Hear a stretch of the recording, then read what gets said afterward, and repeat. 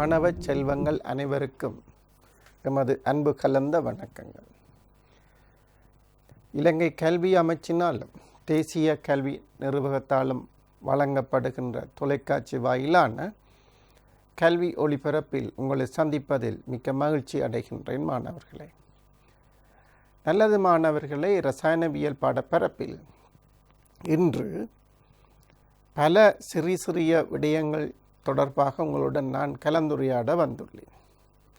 இந்த விடயங்கள் உங்களுக்கு பரீட்சைகளுக்கு முகம் கொடுக்கும் போது எவ்வாறு நுணுக்கங்களை கையாளுவது, நேரங்களை மீதப்படுத்துவது, அதிகளவான புள்ளிகளை ஈட்டுவது, அதாவது புள்ளி இழப்பின்றி விடைகளை பெற்றுக்கொள்வது போன்ற விடயங்களை நீங்கள் பெற முடியும். அந்த வகையில் நான் இப்போது உங்களுடன் முதலாவது பயிற்சிக்கு செல்ல இருக்கின்றேன். ஆமாணவர்களே, முதலாவது விடயம் சேதன ரசாயனத்தில் தொட்டு செல்லுகின்றது. சேதன ரசாயனத்தில் காணப்படுகின்ற ஒரு சிறிய மீட்டல் உங்களுக்காக வழங்கப்படுகின்றது. இதில் எதுவிதமான நுணுக்கங்களோ நுட்பங்களோ திறன்களோ இருக்க வேண்டிய அவசியம் இல்லை. உங்களுடைய பாடப்பரப்பு, நீங்கள் கற்ற விடயங்கள் சரியாக இருக்கின்றதா என்பதை மட்டும் செவை பார்த்து கொள்ளுங்கள். நல்லது மாணவர்களே, இப்போது ஆரம்பத்தில் இருந்து நாங்கள் ஆரம்பிப்போம். பெயரிடுக என கேட்கப்பட்டுள்ளது. 3 சேர்வைகள் தரப்பட்டிருக்கின்றது. அந்த 3 சேர்வைகளினதும் பெயர்களை இடுமாறு உங்களிடம் கேட்கிறார்கள். இப்போது நீங்கள் ஒவ்வொருவரும் இந்த பெயர்களை ஏதாவது உங்களுடைய குறிப்பு புத்தகத்தில் எழுதி பாருங்கள் அல்லது சிந்தித்து பாருங்கள். அனைத்து மாணவர்களும் இது செய்திருத்தல் வேண்டும், செய்ய வேண்டும். தவறு இருக்கலாம். அதிகளவான மாணவர்கள் சரியாக செய்வீர்கள் என்ற நம்பிக்கை எனக்கு உள்ளது. முதலாவது சேர்வையில் எத்தனை காவன் இருக்கின்றது பாருங்கள். பிரதான தொழிற்பாட்டு கூட்டம் எது என்பதை யோசியுங்கள். ஆகவே பெயரிடல் உங்களுக்கு பிரச்சனையை தராது. அதில் ரிபிள் பாண்ட் இருக்கின்றது என்பதை ஞாபகத்தில் வைத்துக் கொள்ளுங்கள். இரண்டாவது சேர்வையில் பிரதான தொழிற்பாட்டு கூட்டம் எது, அங்கு எத்தனை காவன்கள் இருக்கின்றன, பிரதான சங்கிலியில் கிளைகள் இருக்கின்றனவா, அந்த கிளைகள் அவை, அந்த கிளைகள் எத்தனையாவது காவனில் இணைந்துள்ளது போன்றவற்றை நீங்கள் செவை பார்த்து கொள்ளுங்கள். அதே போன்று சீக்கும் நீங்கள் இப்போது முயற்சி செய்திருப்பீர்கள். நன்கு வடிவாக உங்களுடைய பெயரை இடுங்கள். இப்போது உங்களுடைய பெயர்களை செவை பார்த்து கொள்ளுங்கள். நல்லது மாணவர்களே, ஏ என்பது இந்த சேர்வை. இதில் பிரதான தொழிற்பாட்டு கூட்டம் அல்டிஹைட். ஆகவே பெயர் அல் என்ற பதத்தில் முடிவடைய வேண்டும். இது மிக அவசியம்.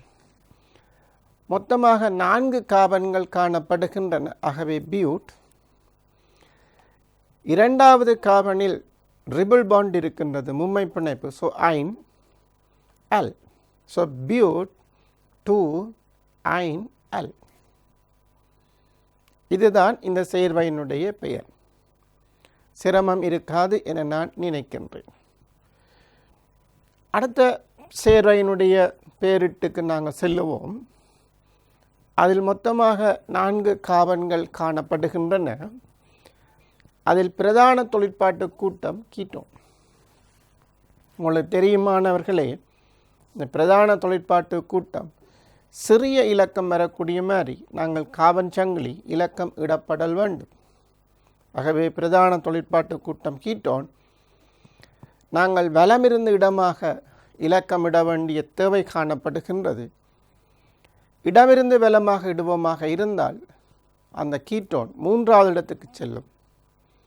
வலமிருந்து இடம் நோக்கி இடுவோமாக இருந்தால் கீட்டோன் 2வது இடத்தில் இருக்கும். ஆகவே இலக்கம் வலமிருந்து இடம் நோக்கி இட வேண்டிய தேவை எங்களுக்கு ஏற்பட்டுள்ளது. இந்த சேர்வையில் 2 கிளைகள் காணப்படுகின்றது மாணவர்களே. ஒன்று OH, மற்றது NH2. OH கிளையாக வருகின்ற போது அது ஹைட்ராக்சி. NH2 கிளையாக வருகின்ற பொழுது அது அமைன். ஆகவே பேர் உங்களுக்கு தெரியும், 1 amine 1 hydroxy butane 2 own. Butane 2 own. இதில் நீங்கள் கிளைகள் இடுகின்ற பொழுது அவதானமாக இட வேண்டும். முதலில் இடப்படுகின்ற கிளை ஆல்பபெட் ஆங்கில அகரவரிசையில் முன்னுக்கு வருபவராக இருக்கும். அமைன் ஏயில் தொடங்குகிறார், ஹைட்ராக்சி எச்சில் தொடங்குகின்றார். ஆல்பபெட்டில் ஆங்கில அகரவரிசையில் ஏதான் முன்னுக்கு வரும். ஆகவே இதுதான் பெயர். 1 அமைனோ 1 ஹைட்ராக்சி பியூட்டன் 2 ஓன் என்பது இந்த சேர்வைக்கான திருத்தமான IUPAC பெயரிடாகும். நல்லது மாணவர்களே, மூன்றாவது சேர்வையை பாருங்கள்.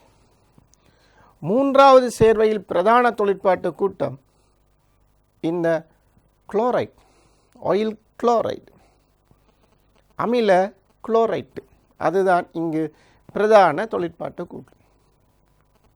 எனவே அந்த கார்பன் தான் முதலாவது கார்பனாக வர வேண்டும்.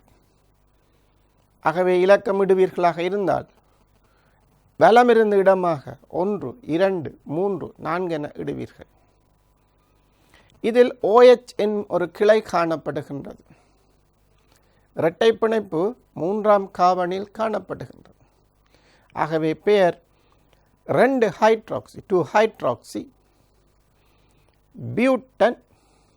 அங்கே 3வது கார்பனில் ஈன் உள்ளது. So but 3 ene oyl chloride. இதுதான் இதனுடைய பேர். ஆகவே இந்த சேர்வையினுடைய சரியான IUPAC பேர் 2 ஹைட்ராக்சி பியூட் 3 இனாயில் குளோரைட். இந்த பேரிடுகள் மாதிரி சிறிய சிறிய சேர்வைகளுக்கு தவறின்றி பேர் வைப்பதற்கு மாணவர்களை பழகிக்கொள்ளுங்கள். பரீட்சை மண்டபத்தில் உங்களுக்கு இருக்கக்கூடிய பதட்டத்தில் பல்வேறு குழப்பங்கள் வருவதற்கு வாய்ப்புகள் உள்ளது. தயவு செய்து அதிகளவு பயிற்சி எடுத்து திடகாத்திரமாக உறுதியாக பதட்டமின்றி விடையளிக்கக்கூடிய மனப்பாங்குடன் பரீட்சை மண்டபத்திற்கு செல்வதற்கு தயாராகுங்கள். நல்லது மாணவர்களே, வினா இலக்கம் 2 ஒரு கேள்வி, சிறிய மீட்டு. நீங்கள் சேதன ரசாயனத்தில் அலகு 7, 8, 9, 10 அவற்றில் படித்தவற்றில் சிறிய சிறிய விடயங்களை தொட்டு செல்ல இருக்கின்றோம்.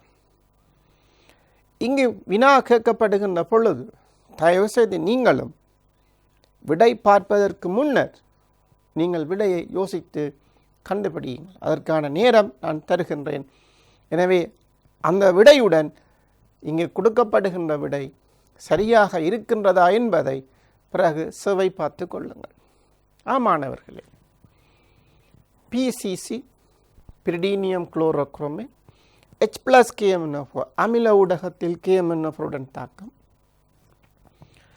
Lithium aluminium hydride dry ether, அந்த ஊடகத்தில் நீர் இருக்கக்கூடாது. உலர் ஈதர், அதனுடன் லித்தியம் அலுமினியம் ஹைட்ரைட் பயன்படுத்துகின்றோம். இங்கு ஈதர் தான் கரைப்பானாக பாவிக்கப்படுகின்றது. உலர் ஈதர் என்பதை ஞாபகத்தில் நிறுத்தி கொள்ளுங்கள். அதன் பின்னர் நீங்கள் D2O சேர்க்கிறீர்கள், நீர் சேர்க்கிறீர்கள், பார நீர் சேர்க்கிறீர்கள். 4வது தாக்கம் தொலன் சோதனை பொருள். தொலன் சோதனை பொருள் உங்களுக்கு யார் என்று தெரியும். அல்டிஹைட், கீட்டோ இவற்றை வேறு பிரித்து அறிவதற்கு பாவிக்கப்படுகின்ற ஒரு சோதனை பொருள்தான் தொலன் சோதனை பொருள். மாணவர்களே, தாக்கங்களை யோசியுங்கள். இவை அனைத்தும் பியூட்டனோலை எவ்வாறு தாக்கும்? இதுதான் வினா. பியூட்டனோலை இந்த சேர்வைகள் எவ்வாறு தாக்கப் போகின்றது, அங்கு கிடைக்கின்ற பிரதான விளைவு என்ன என்பதுதான் வினா. யோசித்து பாருங்கள் மாணவர்களே. முதலாவதற்கான விடை நீங்கள் யோசித்திருப்பீர்கள். PCC அல்டிஹைட்டை தாக்க முடியாது. ஆகவே நோ ரியாக்ஷன், தாக்கம் இல்லை. PCCயால் அல்டிஹைட்டை கீட்டோனை தாக்க முடியாது. பிசிசி என்ன செய்யும் மாணவர்களே? முதல் ஆல்கஹாலை அல்லிகைடாக மாற்றும். வழி ஆல்கஹாலாக இருந்தால் கீட்டோனாக மாற்றும். ஆனால் கார்பனைல் சேர்வைகளை, அல்டிகைடுகளை, கீட்டோன்களை பிசிசி தாக்காது என்பது உங்களுக்கு தெரிந்த விடயம். ஆகவே தாக்கம் இல்லை. அன்பு மாணவர்களுக்கு நான் சொல்லுகின்ற ஒரு அறிவுரை, சில தாக்கங்களில் தாக்கம் நிகழாது விடின் அந்த உண்மை அங்கே நீங்கள் எழுதி காட்டுதல் வேண்டும், குறித்து காட்டுதல் வேண்டும். தாக்கம் இல்லை, தாக்கம் நிகழாது. சில மாணவர்கள் தாக்கம் நிகழாது என்பதற்காக எதுவிதமான விடையும் எழுதாமல் விட்டு சென்று விடுகிறார்கள். அவர்களுக்கு புள்ளி வழங்கப்படுவது இல்லை. ஆகவே தாக்கம் இல்லாத சந்தர்ப்பத்தில், தாக்கம் நிகழாத சந்தர்ப்பத்தில் அங்கு தாக்கம் நிகழாது, தாக்கம் இல்லை, பிரிகை அடையாது, அந்த உண்மையை நீங்கள் நிச்சயம் அங்கே சுட்டி காட்டுதல் வேண்டும், எழுதி காட்டுதல் வேண்டும் என்பதுதான் எனது அறிவுரை. இரண்டாவது தாக்கத்தை பாருங்கள். நீங்கள் பாவித்திருக்கிறீர்கள் H+KMnO4. இந்த பியூட்டனல் H+KMnO4 ஆல் ஒட்சியேற்றப்படும். அமில ஊடகம் என்பதால் இறுதி விளைவு கார்பாக்சிலிக் அமிலம், பியூட்டனோயிக் அமிலம். இது KMnO4 ஆக இருந்தால் கார்பாக்சிலிக் அமிலத்தின் உப்பு கிடைக்கும் எங்களுக்கு. இது அமிலம் என்பதால் கார்பாக்சிலிக் அமிலம் கிடைக்கும். ஸோ பியூட்டனோல் பியூட்டனோயிக் ஆசிட்டாக மாற்றப்படுகின்றது. ஆகவே இதில் பலவிதமான கற்கையை நீங்கள் மேற்கொள்ளலாம். ஒன்று, கார்பாக்சிலிக் அமிலங்கள் எவ்வாறு உற்பத்தி செய்யப்படுகின்றது, அல்லது பியூட்டனோல் கார்பாக்சிலிக் அமிலமாக மாற்றப்படுவதற்கு என்ன தாக்கி நாங்கள் பாவிக்க வேண்டும், இவ்வாறான விளக்கங்களை நீங்கள் பெற முடியும். இங்கே இந்த H+MnO4- இந்த ஒட்சியேற்றும் கருவியால் தாக்கப்படக்கூடிய, ஒட்சியேற்றப்படக்கூடிய வேறு சேதன சேர்வைகள் எவை? இவற்றையெல்லாம் நீங்கள் சற்று ஆழமாக யோசிக்க வேண்டும். இவ்வாறான சிந்தனை உங்களுக்கு வருமாக இருந்தால் ரசாயனவியல் உங்களுக்கு வருவதை யாரும் தடுக்க முடியாது. ரசாயனவியல் பாடப்பரப்பில் ஒரு தெளிவு உங்களுக்கு வருவதை யாராலும் தடுத்து நிறுத்த முடியாது. ஆமானவர்களே, அடுத்த வினாவுக்கு செல்லுவோம். இங்கே 1, 2 அதிகளவான மாணவர்கள் விடுகின்ற தவறு. 2019ஆம் ஆண்டில் கூட அதிகளவான மாணவர்கள் 1, 2 போடாமையால் புள்ளிகளை பெற முடியாது போனதை நான் கண்டிருக்கின்றேன், அதை உணர்ந்திருக்கின்றேன், அதை எண்ணி வருந்தி இருக்கின்றேன். அன்பு மாணவர்களே, தயவு செய்து இந்த 1, 2 நீங்கள் கட்டாயம் இட வேண்டும். இவ்வாறு இடப்படுவதற்கு காரணம், இதில் இருக்கின்ற இந்த தாக்கிகளை இந்த ஒழுங்கில் நீங்கள் சேர்க்க வேண்டும். முதலாவதாக இந்த பியூட்டனோலுக்கு உலர் ஈதர் உள்ள ஒரு பதார்த்தம், ஒரு கரைப்பானை சேர்த்து கரைத்து லிதியம் அலுமினியம் ஹைட்ரைட்டை அதனுள் சேர்க்க வேண்டும். சிறிது நேரம் விட்ட பின்னர், தாக்கம் நிகழ்வதற்கு சிறிது நேரம் விட்ட பின்னர் நீரை இட வேண்டும், D2O-வை இட வேண்டும் என்பதுதான் கருத்து. சின்ன விளக்கம், இதில் கடினம் இல்லை. நீங்கள் இந்த 1, 2 போடாவிடின் எல்லா தாக்கிகளையும் ஒரே நேரம் சேர்ப்பதாக பொருள். அப்படி சேர்க்கின்ற பொழுது லித்தியம் அலுமினியம் ஹைட்ரைடும் இந்த D2O-வும் ஒன்றுடன் ஒன்று தாக்கம் அடைந்து விடும். அன்பு மாணவர்களுக்கு தெரியும், lithium aluminium hydride, lithium tetrahydrido aluminate. இந்த டெட்ராஹைட்ரிடோ அலுமினேட் அயனில் இருந்து எங்களுக்கு ஒரு H- அயன் உருவாகும். அந்த H- அயன் தான் இந்த தாக்கத்துக்கு போகிறது.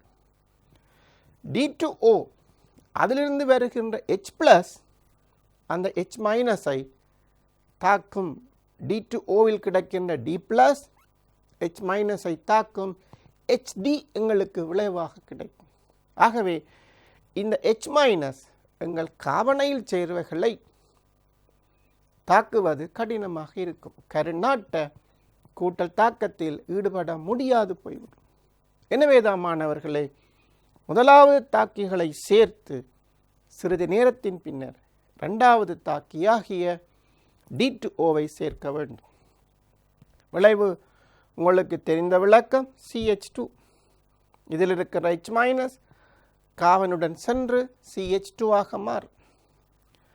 D2Oவில் இருக்கின்ற D+ ஆக்சிஜனுடன் சேர்ந்து OD ஆக மாறும். இந்த தாக்க பொறிமுறை உங்களுக்கு நன்கு தெரிந்திருத்தல் வேண்டும். கேட்கப்படக்கூடிய சந்தர்ப்பங்கள் இருப்பதால் அவதானமாக கற்றுக்கொள்ளுங்கள் மாணவர்களே. மாணவர்களே, அடுத்து கேட்கப்பட்டிருந்தது தொலன் சோதனை பொருளுடன் எவ்வாறு தாக்கம் அடையும். முதலில் தொலன் சோதனை பொருள் என்றால் என்ன? அங்கு Ag+ அமோனியாவுடன் சிக்கலில் சேர்ந்து காணப்படும். அதாவது அந்த கரைசலில் Ag+ செறிவு மிக குறைவாக பேணப்படும். ஆனால் நீங்கள் அதிகளவு Ag+ பெறலாம். அங்கே Ag+ ஆக இருக்காது, சிக்கல்களாக இருக்கும். எனவே இந்த தாக்கம் மிகவும் மந்த கதியில் நிகழும். அவ்வாறு நிகழுகின்ற பொழுது இறுதியாக எங்களுக்கு வெள்ளியாடி உருவாகும். சில்வர் மிரர் என்று சொல்லுவார்கள். இவை அல்லிகைடுகளால் உருவாக்கப்படுகின்ற ஒரு தாக்கம், ஒரு விளைவு. ஆகவே இது அல்லிகைடு என்பதால் தாக்கம் அடைகின்றது. இது ஒரு ஒட்சியேற்றும் கருவியாக செயற்படும். அதனால் அல்லிகைடு கார்பாக்சிலிக் அமிலமாக மாறும். ஆல்டிஹைட் கார்பாக்சிலிக் அமிலமாக ஒட்சியேற்றப்படும். ஆனால் மாணவர்களே, கார ஊடகம் பாவிக்கப்படுவதால் அங்கு கார்பாக்சிலிக் அமிலத்தின் உப்புத்தான் எங்களுக்கு கிடைக்கும். இங்கே நான் உங்களுக்கு ஞாபகப்படுத்துவதற்காக வெள்ளியை போட்டு காட்டியிருக்கின்றேன். இந்த வெள்ளி எங்கள் சோதனை குழாய்களில் அல்லது முகவைகளின் உள் ஓரங்களில் மெதுவாக படியும். அதனால் ஒரு கண்ணாடி போன்ற தோற்றம் எங்களுக்கு உருவாகும். இவைத்தான் நாங்கள் வெள்ளியாடி என கூறுவோம். இந்த தாக்கம் வேகமாக நிகழும் பட்சத்தில், விரைவாக நிகழும் பட்சத்தில் இந்த வெள்ளி கண்ணாடியின் சுவர்களில் போய் படியாது, பாத்திரத்தின் அடியில் சென்று வீழ்படிவாகும். அது கருப்பு நிற படிவாக காணப்படும். தாக்கம் மெதுவாக நிகழும் பட்சத்தில் மாத்திரம்தான் சில்வர் மிரர், வெள்ளியாடியை நீங்கள் அவதானிக்க முடியும். மாணவர்களை, இவ்வாறான தாக்கங்களை நீங்கள் பயிற்சிகள் மூலம் ஞாபகப்படுத்தி கொள்ளலாம். வெறுமனே உங்கள் புத்தகத்தில் இருக்கிற மாதிரி நீங்கள் வாசிக்க பழகினால், அதை கற்றுக்கொள்ள பழகினால் ஞாபகத்தில் நிறுத்தி கொள்வது கடினம். தேவையான சந்தர்ப்பத்தில் அதனை பிரயோகிக்க முடியாத நிகழ்வுகள் ஏற்படலாம். ஆகவே தேவையான எந்த சந்தர்ப்பத்திலும் உங்களுடைய கற்றல் விளைவுகள் ஞாபகத்தில் வரப்பட வேண்டுமாக இருந்தால் இவ்வாறான பயிற்சிகள் அவசியம் என்பதை மறந்து விடாதீர்கள் மாணவர்களே. அடுத்த வினா சேதன ரசாயனத்தில் மூன்றாவது வினாக உங்களிடம் கேட்கப்படுகின்றது, பின்வரும் மாற்றீட்டை எவ்வாறு செய்வீர்கள், எவ்வாறு பூரணப்படுத்துவீர்? இந்த மாற்றீட்டை யோசித்து பாருங்கள் மாணவர்களே. இப்போது நீங்கள் பூரணப்படுத்தி இருப்பீர்கள் என நான் எண்ணுகின்றேன். பெரும்பாலான மாணவர்களுக்கு அந்த வழிமுறை எதுவென்பது தெரிந்திருக்கும். சில மாணவர்கள் சற்று சிரமப்படுவீர்கள். விட வேண்டாம், முயற்சி செய்யுங்கள். நிச்சயம் உங்களுக்கு விடை கிடைக்கும். முதலாவது சேர்வை. மாற்றப்பட வேண்டிய சேர்வையில் 3 கார்பன் உள்ளது, கீட்டோன். விளைவாக கிடைக்கின்ற சேர்வை 4 கார்பன் ஆல்டிஹைட். அது 3 கார்பன் கீட்டோன், இது 4 கார்பன் ஆல்டிஹைட். கார்பன் எண்ணிக்கை கூட்டப்படுகின்றது, தொழிற்பாட்டு கூட்டம் மாற்றப்படுகின்றது. இந்த சட்டகம் உங்களுடைய அமைப்பில் ஏற்றப்படுமாக இருந்தால் விடையெடுப்பதில் சிரமம் இருக்காது. ஆமானவர்களே, இந்த செயல்முறை தொடர்ச்சியாக செல்லும். ஆகவே நீங்கள் இது முற்றுப்பெறவில்லை.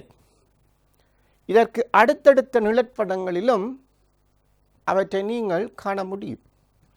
ஆகவே தயவு செய்து இந்த செயல்முறைகளை சற்று அவதானமாக பார்க்க வேண்டிய தேவை உங்களுக்கு காணப்படுகின்றது. இவை எல்லாற்றையும் ஒரே நிழற்படத்தில் நான் முடிப்பதாக இருந்தால் உங்களுக்கு தெளிவு வராது. எனவேதான் அடுத்தடுத்த நிழற்படங்களில் அது கொண்டு செல்லப்படுகின்றது. ஆகவே தயவு செய்து அவதானமாக பாருங்கள். எங்களுடைய ப்ரொபனோன்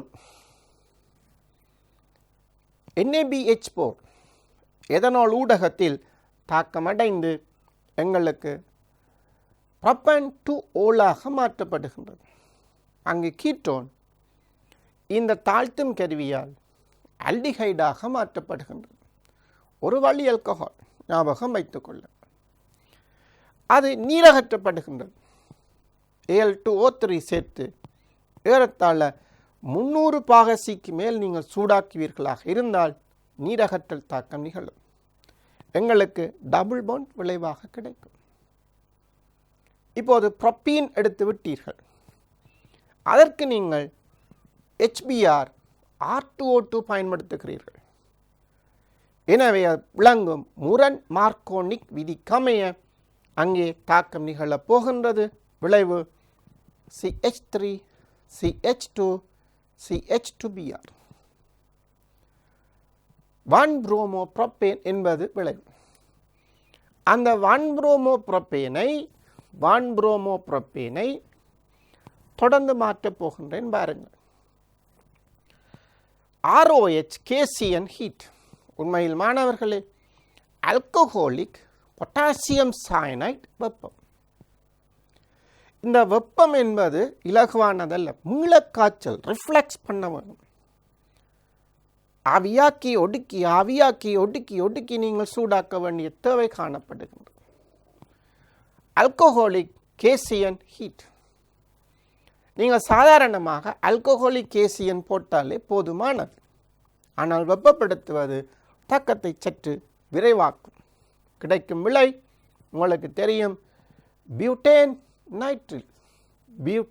நைட்ரில் CN சென்று இணைகின்றது. அந்த CNஐ நீங்கள் தாழ்த்துகிறீர்கள். லித்தியம் அலுமினியம் ஹைட்ரைட் ட்ரைஈதர் ஊடகத்தில் முதலாவதாக தாழ்த்தி வரும் விளைவிற்கு நீங்கள் H+ சேர்க்கிறீர்கள் அல்லது H2O சேர்க்கலாம். எங்களுக்கு கிடைக்கும் விடை ஒரு அமைன். பியூட்டன் 1 அமைன் எங்களுக்கு விளைவாக கிடைக்கின்றது. இது ஒரு முதல் அமைன் என்பது உங்களுக்கு தெரியும். பியூட்டன் 1 அமைன் எங்களுக்கு விளைவாக கிடைக்கின்றது. இந்த சைனோ கம்பவுண்டில் இருந்து அமைனை பெறுவதற்கு, இந்த தாழ்த்தலை செய்வதற்கு நீங்கள் மிக ஐதரசன் நிக்கல் வெப்பம் இதுவும் பயன்படுத்த முடியும். பரவலாக இந்த தாக்கி சேர்க்கப்படுகின்றது. மிகை ஐதரசன் நிக்கல் ஊக்கி வெப்பம் இதுவும் உங்களால் பாவிக்க முடியும். ஆகவே எங்களுக்கு பியூட்டன் 1 அமைன் விளைவாக கிடைத்துள்ளது. ஆமானவர்களே, அந்த பியூட்டன் 1 அமைனுக்கு நீங்கள் NO2 HCl சேர்க்கிறீர்கள். சில மாணவர்கள் HNO2 என அதை எழுதலாம். ஆனால் மாணவர்களே, ஆய்வு கூடத்தில் HNO2 என்று ஒன்று இல்லை. ஆகவே நீங்கள் NaNO2 HCl என்று எழுதுவது தான் சிறப்பானது. ஆய்வுகூடத்தில் எவ்வாறு நீங்கள் பயன்படுத்துவீர்களோ அந்த அனுபவங்களை இங்கு பகிர்ந்து கொள்வது கூடிய புள்ளிகளை பெறுவதற்கு வாய்ப்புகள் உள்ளன. ஆகவே எங்களுக்கு அது ஆல்கஹாலாக மாற்றப்படுகின்றது. NH2 கூட்டம் OH ஆக மாற்றப்படுகின்றது. ப்ரொப்பன் 3 கார்பன் ப்ரொப்பனோனில் இருந்து 3 கார்பனில் இருந்து இப்போது நாங்கள் பியூட்டன் 1 வந்துவிட்டோம். 4 கார்பனுக்கு வந்துவிட்டோம். இப்போது அந்த ஆல்கஹாலை PCC சேர்த்து அல்லிகைடாக மாற்றுகிறீர்கள். கேட்கப்பட்ட சேர்வையாக எங்களால் மாற்றப்பட்டு விட்டது. தயவுசெய்து மாணவர்களை மறந்து விடாதீர்கள். இந்த இடத்தில் நீங்கள் H plus KMnO4, OH minus KMnO4, H plus K2Cr7 பாவிக்க வேண்டாம். பாவித்திருந்தால் அது விரைவாக கார்பாக்சாலிக் அமிலமாக மாற்றப்பட்டுவிடும். ஈல் பெர்சன்டேஜ் எங்களுக்கு குறைந்துவிடும், விளைவு சதவீதம் குறைந்துவிடும். ஆகவே பிசிசி சேர்ப்பதன் மூலம்தான் நீங்கள் தாக்கத்தை அல்டிஹைட்டில் நிறுத்த முடியும். இந்த மாற்றீடு புரிந்திருக்கும் என நான் நினைக்கின்றேன் மாணவர்களே. இது ஒரு சிறிய மாற்றீடு. இவ்வாறான சிறிய மாற்றீடுகளை நீங்கள் கொஞ்சம் விரைவாக செய்ய பழகுவீர்களாக இருந்தால் பரீட்சை மண்டபத்தில் கேட்கப்படுகின்ற மாற்றீடுகள் உங்களுக்கு எந்த சிரமத்தையும் தராது என்பது ஆணித்தரமான உண்மை. மாணவர்களே, உங்களுக்கு புரிந்திருக்கும் என நான் நினைக்கின்றேன். அடுத்த வினா உங்களுக்கு ரசாயன கணிப்பீட்டில் சேர்க்கப்பட்டிருக்கின்றது. கெமிக்கல் கால்குலேஷனில் இருந்து எடுக்கப்பட்டுள்ளது. சிறிய வினா, இதிலும் பெரிய கஷ்டம் இருக்காது. அவதானமாக பாருங்கள். ஆரம்பத்தில் சின்னனாக தொடங்கும். அதில் நீங்கள் நல்ல தெளிவெடுப்பீர்களாக இருந்தால் அதன் பின்னால் கேட்கப்படுகின்ற வினாக்கள் உங்களுக்கு ஒரு சிறிய விடயமாக அமையும். கவனித்துக் கொள்ளுங்கள் மாணவர்கள்.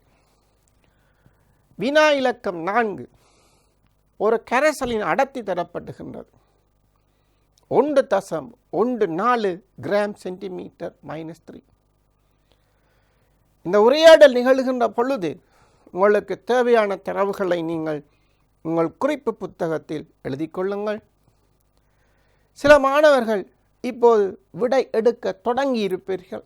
மாணவர்களே, ஒரு சவாலாக நினைத்து நீங்கள் இந்த நீச்சலை கலந்து கொள்ள வேண்டும், நீந்த வேண்டும். சவாலாக இல்லாவிட்டால் அந்த நீச்சலில் உங்களுக்கு வெற்றி கிடைக்காது. ஆகவே இப்போது தொடங்கிவிடுங்கள். இந்த குறிப்புகளை அவதானமாக எடுங்கள்.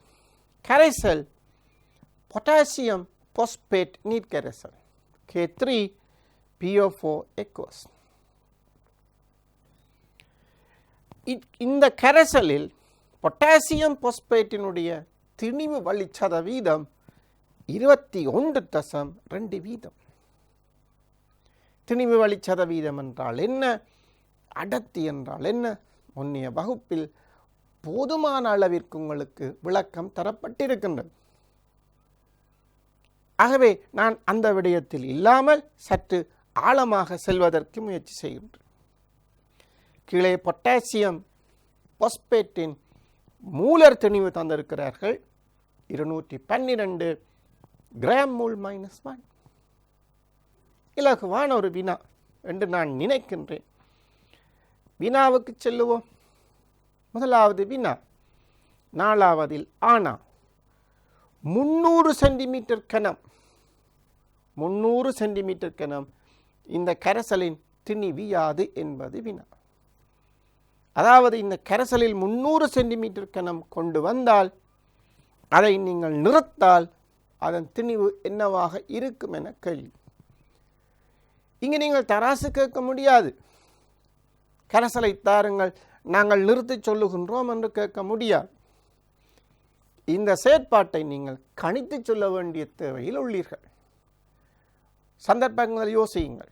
ஆய்வுகூடமாக இருந்தால் வாங்கள், கரைசலை தாருங்கள், நாங்கள் நிறுத்தி பார்த்து சொல்லுகின்றோம் என்று கூறலாம். இங்கே அவ்வாறு இல்லை. தரவில் இருந்து நீங்கள் கணித்து சொல்ல வேண்டிய ஒரு கட்டாயத்தில் உள்ளீர்கள். ஆகவே இதை எவ்வாறு செய்கிறீர்கள் என்பதை பாருங்கள். ஒரு பதார்த்தத்தின் திணிவு அதன் அடர்த்தியை அதன் கன அளவால் பெருக்குவதால் கிடைக்கும். இது உங்களுக்கு தெரியும். ஆகவே அடர்த்தி 1.14 கிராம் சென்டிமீட்டர் -3, கனவளவு 300 சென்டிமீட்டர் கனம். இதனுடைய சுருக்கம் 342 கிராம். ஆகவே மாணவர்களே, 300 சென்டிமீட்டர் கனம் கனளவுள்ள கரைசலின் திணிவு 342 கிராம் என்பது ஞாபகம் வைத்திருப்பீர்கள். மாணவர்களே, அடுத்த வினாவுக்கு செல்லுவோம். 800 சென்டிமீட்டர் கனம் 800 சென்டிமீட்டர் கனவளவுள்ள இக்கரைசலில் பொட்டாசியம் பாஸ்பேட்டின் திணிவு யாது? இதுக்கும் உங்களுக்கு விடை எடுக்கிறதற்கான அனுபவம் இருக்கும் என நான் எண்ணுகின்றேன். எடுத்திருப்பீர்கள். பாருங்கள் மாணவர்களே, எவ்வளவு இலகுவாக இங்கு கேட்கப்பட்டிருக்கின்றது, எவ்வளவு இலகுவாக இது சுருக்கப்பட்டிருக்கின்றது.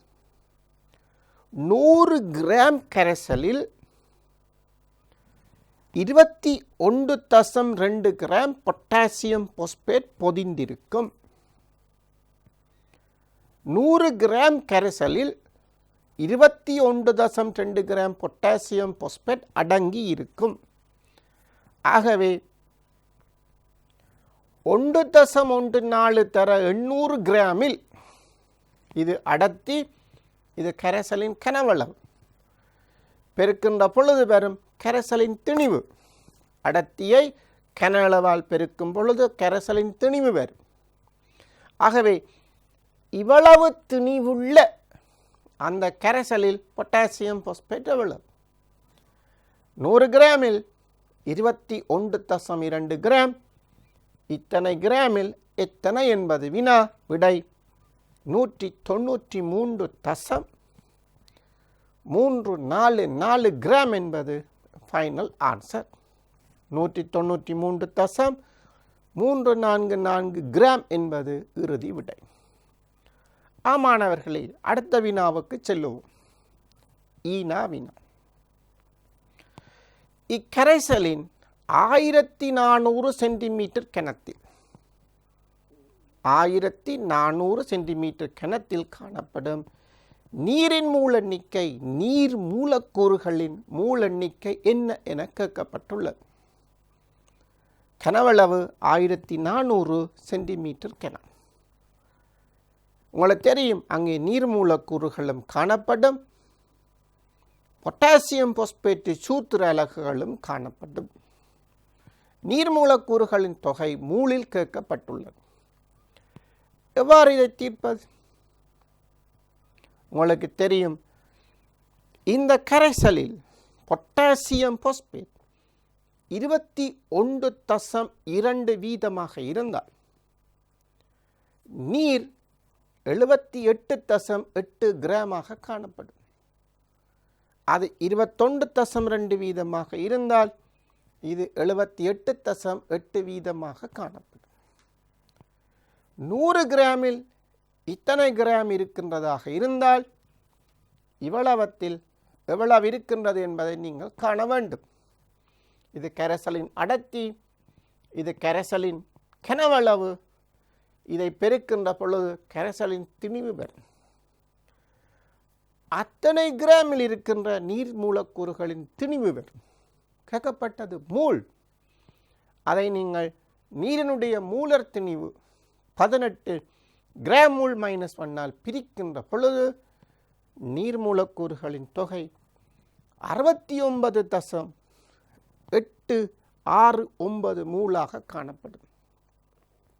ஆமாணவர்களே, தரப்பட்ட அந்த கரைசலில் 1400 சென்டிமீட்டர் கணத்தை நீங்கள் எடுப்பீர்களாக இருந்தால் 1.4 டெசிமீட்டர் கணம் கரைசல் எடுப்பீர்களாக இருந்தால் அதில் இருக்கின்ற நீர் மூலக்கூறுகளின் தொகை 69.869 மூலாக காணப்படும். நல்லது மாணவர்களே, அடுத்த வினாவுக்கு செல்லுவோம். என்ன வினா எங்களிடம் கேட்கிறார்கள், 600 சென்டிமீட்டர் கணம் இந்த கரைசலில் காணப்படுகின்ற பொட்டாசியம் பாஸ்பேட் கரைசலின் 600 சென்டிமீட்டர் கணம், அதில் காணப்படுகின்ற பொட்டாசியம் பாஸ்பேட் அனைத்தையும் வீழ்படிவாக்குவதற்கு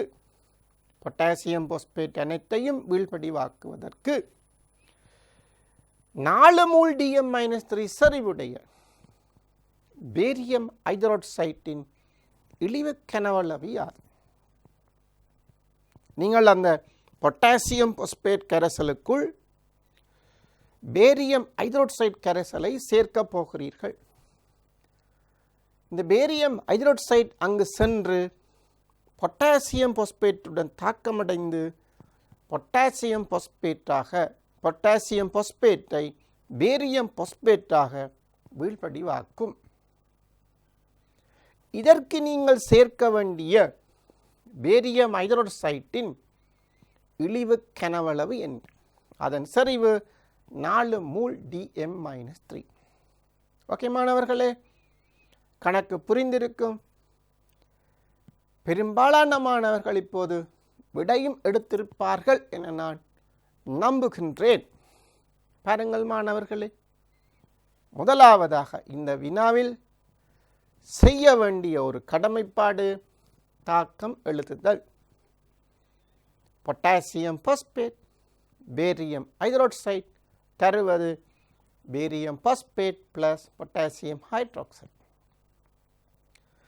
ஒரு தாக்கத்தை நீங்கள் சரிவர சமப்படுத்தி பொருத்தமான விளைவுகளை இட்டு எழுதுவீர்களாக இருந்தால் ரசாயனவியலின் அரைப்பங்கு வெற்றி உங்களுக்கு வந்து சேர்ந்துவிடும். பெரும்பாலான மாணவர்கள் ரசாயனவியலில் இந்த ரசாயன கணித்தலில் தவறுகள் இடுவதற்கான காரணம், தவறுகள் ஏற்படுத்துவதற்கான காரணம் தாக்கங்களை சரியாக எழுதாமை என்பது பல ஆசிரியர்களின் கருத்தாக காணப்படுகின்றது. ஆகவே மாணவர்களே, சில தாக்கங்கள் தான் எங்களுக்கு தேவைப்படும். அந்த தாக்கங்களை மீண்டும் மீண்டும் பிழையின்றி எழுதுவதற்கு பயிற்சி செய்து கொள்ளுங்கள். அதில் உங்களுக்கு வெற்றி கிடைக்குமாக இருந்தால் மீதியை வெற்றி கொள்வது இலகு. ஆகவே மாணவர்களே, தாக்கம் சரியாக எழுதப்பட்டுள்ளது. இப்போது கணக்கு செல்வோம்.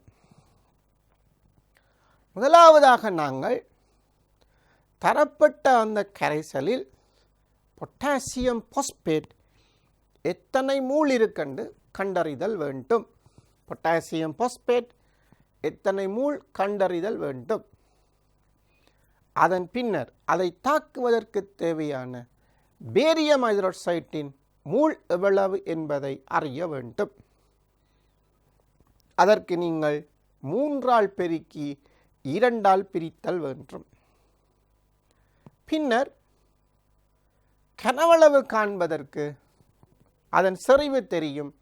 அதை கொண்டு கனவளவை காணலாம். 3 படிமுறை.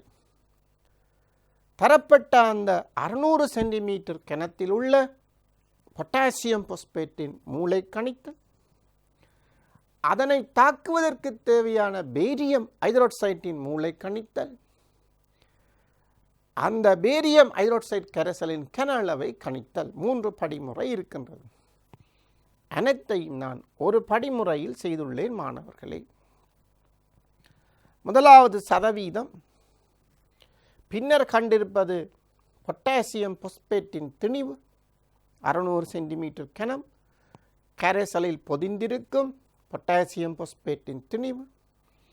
அடுத்ததாக கண்டுள்ளேன் 600 சென்டிமீட்டர் கனம் அந்த பொட்டாசியம் பாஸ்பேட்டு கரைசலில் காணப்படும் பொட்டாசியம் பாஸ்பேட்டின் மூல் 212ஆல் பிரிக்கின்றேன். இப்போது பேரியம் ஹைட்ரோக்சைடின் மூல் காண வேணும். இந்த 3/2ஆல் பெருக்குகிறேன். இப்போது அந்த கரைசலின் கன அளவு தேவை 4 மூல் எங்களுக்கு தேவையாக இருந்தால் 1 டெசிமீட்டர் கனம் 1000 சென்டிமீட்டர் கனம் பெற வேண்டிய தேவை எங்களுக்கு காணப்படுகின்றது.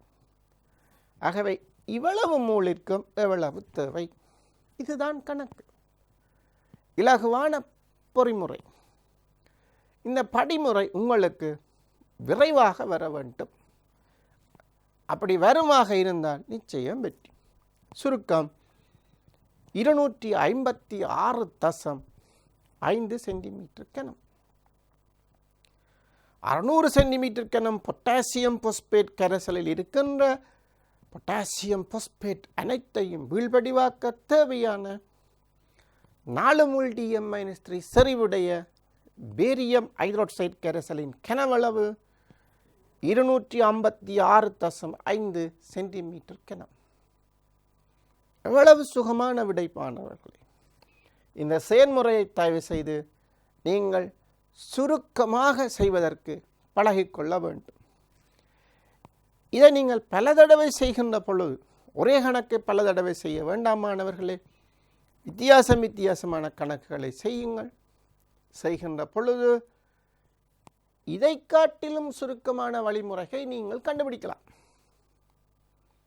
சுருக்கமான வழிமுறை ஒரு ஆசிரியர் சொல்லி மாணவன் அறிந்து கொண்டால் அந்த மாணவனுக்கு அது பயன்படும் அளவு குறைவாக காணப்படும். ஆசிரியர் சொல்லும் அறிவுரையை வைத்துக்கொண்டு அந்த வழிமுறையை அந்த மாணவனை உருவாக்குவானாக இருந்தால் அந்த திறனின் பயன்பாடு அந்த மாணவனுக்கு மிக உச்ச அளவில் காணப்படும். ஆகவே அனைத்தையும் ஒரு ஆசிரியரிடமிருந்து பெறுவதை விட நீங்களாகவே தொகுத்து அறிந்து கிரகித்து கொள்வது கூடிய பலனை தரும் என்பது உள்ளங்கை நெல்லிக்கனி. ஆகவே மாணவர்களே, அவதானமாக படித்து கொள்ளுங்கள், அவதானமாக விளங்கிக் கொள்ளுங்கள். அடுத்த வினா அயனிக் ஈக்லிபிரியம். அயன் சமநிலை தொடர்பான வினா உங்களுக்கு கேட்கப்படுகின்றது. அயன் சமநிலையில் அதிகளவான பரப்புகள் காணப்படுகின்றது. கரைதிறன் பெருக்கம் அயன் சமநிலையுடன் தொடர்புடையது. அதாவது அரிதில் கரையும் வன்மின் பகு பொருளின் நீர்க்கரைசலில் காணப்படும் சமநிலை, அதனுடன் தொடர்புடையதுதான் கரைதிறன், கரைதிறன் பெருக்கம், வீழ்வடிவாகும் தன்மை, அயன் பெருக்கம், இவ்வாறான பதங்கள்.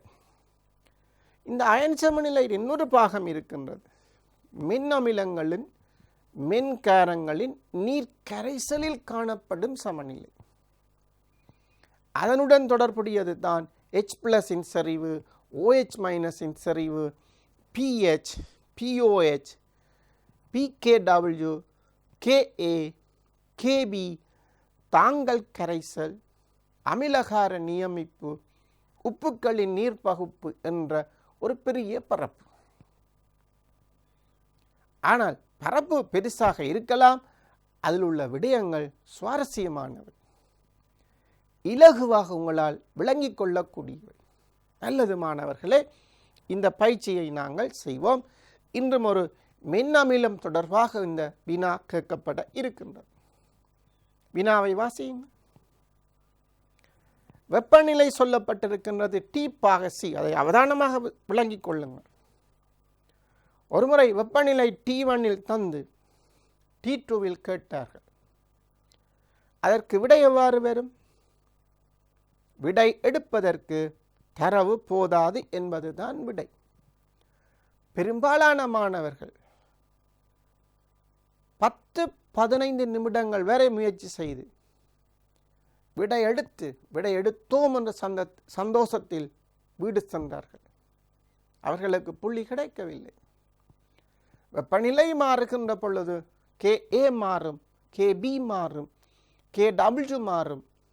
ஆகவே ஒரு வெப்பநிலையில் உள்ள Ka இன்னொரு வெப்பநிலைக்கு உங்களால் பாவிக்க முடியாது. இதை அவதானமாக விளங்கிக் கொள்ளுங்கள்.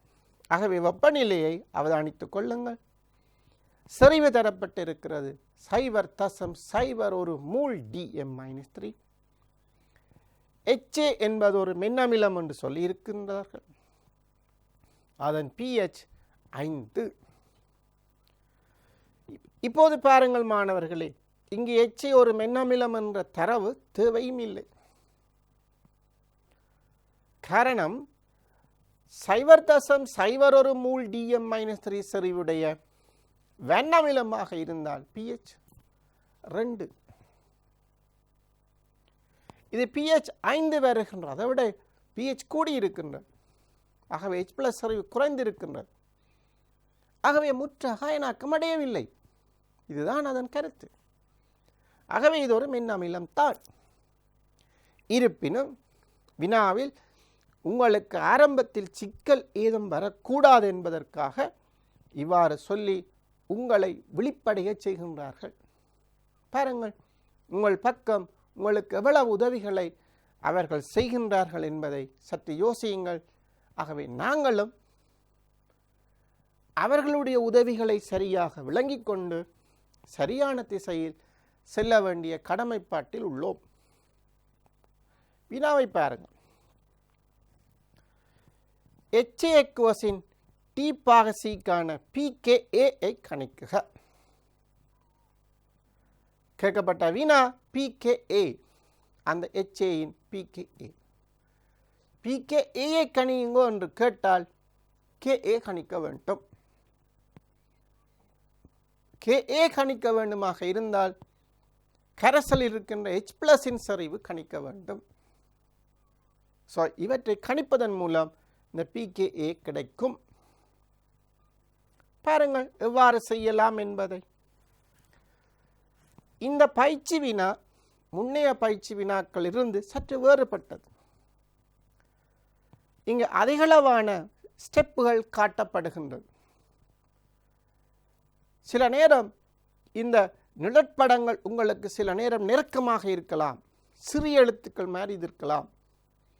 காரணம், சில விடயங்களை ஒரே லைனில் முடிக்க வேண்டிய தேவை காணப்படுவதால் சிறிய எழுத்துக்களால் அவை நிரப்பப்பட்டிருக்கின்றது.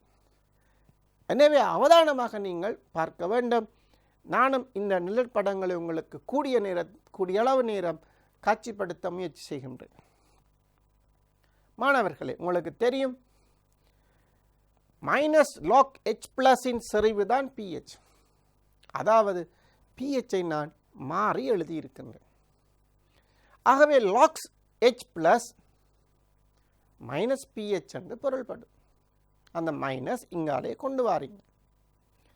ஆகவே மாணவர்களே, H+இன் செறிவு anti-log -pH. புரிந்திருக்கும். anti-log -pH. இந்த விடயம் உங்களுக்கு தயவு செய்து ஞாபகத்தில் நிறுத்துங்கள். pH என்று கேட்டால் -log H+ செறிவு, H+ கேட்டால் anti-log -pH. நீங்கள் இந்த ரெண்டு சமன்பாடுகளையும் நேரடியாக பாவிக்கலாம். அவர்கள் என்னத்தை கேட்கிறார்கள்? pH கேட்கிறார்கள். போடுங்கள் -log H+இன் செறிவு. H+இன் செறிவு தெரியும். நீங்கள் தீர்த்து pHஐ கொடுங்கள். அவர்கள் pHஐ தந்து போட்டு H+ஐ கேட்கிறார்கள். இந்த கணக்கில் அவ்வாறு தான் கேட்கிறார்கள். எனவே இரண்டாவது சமன்பாட்டை பாவியுங்கள். H+இன் செறிவு ஈக்குவல் டு anti-log -pH என்று வரும். பாருங்கள் எவ்வாறு தீர்வு வருகின்றது. H+செறிவு சமன் anti-log -pH. H+சமன் anti-log -5. என்ன -5? ஆம், அவர்கள் கூறுகிறார்கள் pH 5. தீர்வு 1 தர 10⁻5 மோல் Dm-3.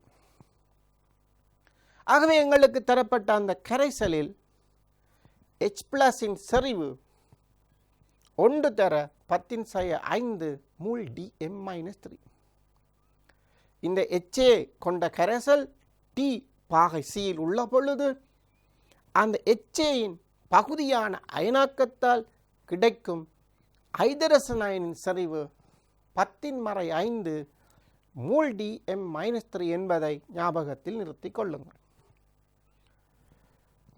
சமன்பாடு, அயனாக்கத்திற்கான சமன்பாடு தரப்பட்டிருக்கின்றது. இது ஒரு மீளும் தாக்கம். H+A- கிடைக்கின்றது. Ka-க்கான சமன்பாடு உங்களுக்கு போடப்பட்டிருக்கின்றது. இந்த பயிற்சிகள், இந்த சமன்பாடுகள், இதற்கான விளக்கங்கள் எல்லாம் ஆசிரியர் பரமேஸ்வரன் அவர்கள் 3 வகுப்புகளில் உங்களுக்கு விளங்கப்படுத்தியிருந்தார். உங்களுக்கு அதில் நன்கு தெளிவாக நீங்கள் இருப்பீர்கள். எங்களுக்கு கிடைத்த இந்த பின்னூட்டல்களும் அந்த பாட விடயமாக சம்பந்தமாக சிறப்பாக இருந்தது. ஆகவே நான் அதிகளவில் இதில் நிற்கவில்லை, நேரடியாக பிரயோகத்திற்கு செல்லுகின்றேன். இப்போது பாருங்கள் மாணவர்களே, அயனாக்கம், Ka-க்கான சமன்பாடு, இதுகளெல்லாம் நீங்கள் கட்டாயம் எழுத வேண்டும், நிச்சயம் எழுத வேண்டும். அப்போதுதான் பூரணமான புள்ளிகளை சுவீகரிக்க முடியும். நல்லது மாணவர்கள், பாருங்கள், இந்த H+இன் செறிவும் A- செறிவும் இங்கு சமன். ஆகவே 1 தர 15 மூல் Dm-3, 1 தர 15 மூல் Dm-3. H+ம் A- சமன். மாணவர்களை, இதை நீங்கள் H+ எக்குவஸின் செறிவின் வர்க்கம் என்றும் போட்டு கணக்கை செய்து கொள்ள முடியும். HAயின் செறிவு தந்திருக்கிறார்கள் எங்களுக்கு 0.01 மூல் Dm-3, 10⁻²2 மூல் Dm-3. தீர்வு 1 தர 10⁻8 மூல் Dm-3. இதுதான் எங்களுக்கு தரப்பட்ட அந்த HA என்ற மின்னமிலத்தின் Ka பெருமானம் டீப்பாக சீக்குரியது. pKa கேட்கப்பட்டிருக்கின்றது. -log Ka போட்டிருக்கின்ற விடை 8. இலகுவான ஒரு தீர்வு. பாருங்கள் மாணவர்களே, அடுத்த வினா. செறிவு இப்போது கூடியுள்ளது. 0.1 மூல் Dm 10 மடங்கால் கூடியுள்ளது. pH யாது? வண்ணமிலமாக இருந்தால் இது வித்தியாசமாக செய்யலாம். இப்போதை விட செய்யலாம். ஆனால் மென்னமிலம் என்பதால் அவ்வாறு செய்வது தவறு. இங்கே பாருங்கள், மீண்டும் சமநிலை. இந்த கோவை உங்களுக்கு தெரிந்த விடயம். இப்போது H+இன் செறிவு கணிக்கப் போகின்றேன். அது வர்க்கமூலம் Ka தர HAயின் செறிவாக காணப்படும். பாருங்கள் மாணவர்களே, H+இன் செறிவின் வர்க்கத்தை HAயின் செறிவால் பிரித்தால் Ka கிடைக்கும். எங்களுக்கு இறுதி விடை கிடைக்கின்றது. இதன் சுருக்கமாக H+இன் செறிவு 3.162 தர 10⁻5 மூல் Dm-3. நல்லது மாணவர்களே, இப்போது pH கணிக்கப் போகின்றேன். -log H+இன் செறிவு. இந்த லொக்கன் எழுதுகின்ற பொழுது அடி 10 காட்டப்படுகிறது. நன்று. தீர்வு எங்களுக்கு கிடைக்கின்றது 4.5. ஆகவே 0.1 மூல் Dm-3 இந்த கரைசலின் pH டீப்பாக செய்யுது 4.5. 0.01 அதன் pH 5. இப்போது இன்னொரு வினா கேட்கிறார்கள். அவதானமாக பாருங்கள். இது HA கரைசல். NaOH போடப்படுகின்றது. ஒரு அமிலம் ஒரு காரம் சேருகின்றது. தாக்கம் நிகழும். செறிவுகளை பாருங்கள். ஆமாணவர்களே, நீங்கள் தீர்வுக்கு முன்னர் சில ஆயத்தங்கள் செய்கிறீர்கள். H+இன் செறிவு HAயின் செறிவு கன அளவு டபுள் ஆகிறபடியால் அரைவாசியாக வரும். NaOHின் செறிவு அரைவாசியாக வரும். இது தாக்கம் நிகழ்வதற்கு முன்னர். இப்போது தாக்கத்தை பாருங்கள். HA NaOHுடன் தாக்கம் அடைந்து Na+H2O கிடைக்கின்றது. விளைவுகள் பாருங்கள். தாக்கிகளின் அளவு இங்கே NaOH தான் எல்லைப்படுத்தும் தாக்கி. ஆகவே அதன் அளவு 0 காணப்படும். HAயில் மீதமாக 0.01 மூல் Dm-3 காணப்படும். Na 0.01 மூல் Dm-3 காணப்படும். HAயின் செறிவு தெரியும். A- செறிவு NaAயின் செறிவுக்கு சமன். ஆகவே இங்கு தீர்வு செய்யப்பட்டுள்ளது. இது பாருங்கள் மாணவர்களே, இதுதான் தாக்கம். Na ஒரு உப்பு முழுமையாக அயனாக்கம் அடையும். HA ஒரு மென்னமிலம் பகுதியாக அயனாக்கம் அடையும். A- NaAயிலிருந்தும் கிடைக்கும், HAயிலிருந்தும் கிடைக்கும். ஆனால் இது மென்னமிலம் என்பதால் பொது அயன் இருப்பதால் பிரிகை குறைவு. ஆகவே HAயின் பிரிகியால் வரும் A- புறக்கணிக்கப்படுகின்றது. அதை நாங்கள் சேர்ப்பதில்லை. NaAயின் பிரிகியால் வரும் A- தான் கணக்கில் எடுக்கப்படும். எனவேதான் போட்டிருக்கிறோம் A- செறிவு 0.01 மூல் Dm-3. ஆமாணவர்களே, இதுதான் எங்களுடைய சமன்பாடு. இந்த சமன்பாடு உங்களுக்கு தெரிந்த விடயம். இப்போது போங்கள். -log K எல்லாம் நாங்கள் -log பெருக்குகின்றோம். கிடைக்கும் விடை pKa சமன் pH மைனஸ் லாக் A மைனஸின் சரிவு கீழ் HIயின் சரிவு. இது உங்களுக்கு ஏற்கனவே தெரிந்த சமன்பாடு. இதை தீர்ப்பீர்களாக இருந்தால் pH சமன் pKa பிளஸ் லாக் A மைனஸின் சரிவு HIயின் சரிவு. இப்போது பாருங்கள் மாணவர்களே, தீர்வுகளை நீங்கள் பிரதியிடுங்கள். 0.01 மூல் DM -3 0.01 மூல் DM -3 பிரித்தால் log 1 0 ஆகவே 8. ஆகவே இந்த கரைசலின் pH pKaக்கு சமமானது. இலகுவான ஒரு தீர்வு. ஆகவே இந்த கரைசலினுடைய pH சோடியம் ஹைட்ராக்சைடு கலந்த பின்னர் அந்த T பாசியில் அதனுடைய pH pKaக்கு சமனாக காணப்படுகின்றது என்பதை ஞாபகத்தில் நிறுத்திக் கொள்ளுங்கள். ஆமாணவர்களே, இந்த பயிற்சி வினாக்கள் உங்களுக்கு புரிந்திருக்கும், விளங்கி இருக்கும் என நான் நினைக்கின்றேன். இன்னும் சில வினாக்கள் இது தொடர்பாக வேறு சில வளவாளர்கள் உங்களுக்கு தர இருக்கின்றார்கள். இந்த வகையில் உங்களுடைய கடமை, நீங்களும் சிறு சிறு முயற்சிகளை செய்ய வேண்டும். இந்த வெற்றியை நீங்களும் பெறுவீர்கள் என நம்பிக்கொண்டு இத்துடன் இந்த வகுப்பை நிறைவு செய்யும் நேரம் நெருங்கிவிட்டது என்பதால் நிறைவடைய செய்கின்றேன். மீண்டும் இன்னொரு வகுப்பில் சந்தோஷமாக சந்திப்போம். அதுவரை விடைபெறுகின்றேன். நன்றி, வணக்கம் மாணவர்களே.